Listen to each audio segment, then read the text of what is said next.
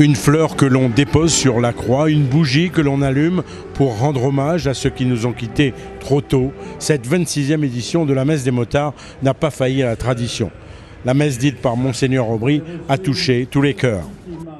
Les motards, les motardes, il faut qu'ils s'entretiennent eux-mêmes, qu'ils soient en bonne santé physique, morale et spirituelle, que la bécane soit bien entretenue et puis qu'ils n'aillent pas trop vite, qu'ils fassent attention à tous les usagers de la route. Les motards, eux, sont arrivés dès 7h45 ce matin. Plusieurs milliers de motos ont dû trouver leur place dans un parking plein à craquer. C'est ma première messe des motards. J'ai eu mon permis l'année passée, ma moto pareil. Donc c'est important de venir aujourd'hui. Et c'est extraordinaire parce qu'il y a beaucoup de motos, c'est impressionnant. J'ai eu un accident il n'y a pas longtemps, environ un mois.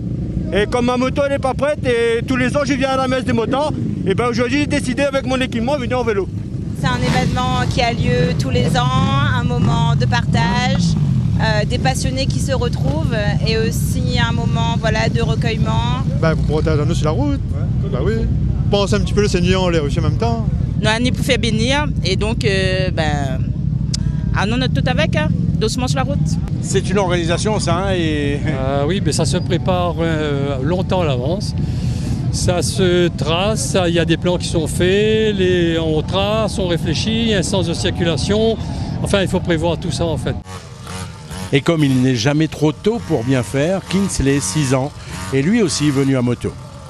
Par des fois, je vais sur un chemin de terre avec papa et je fais de la moto.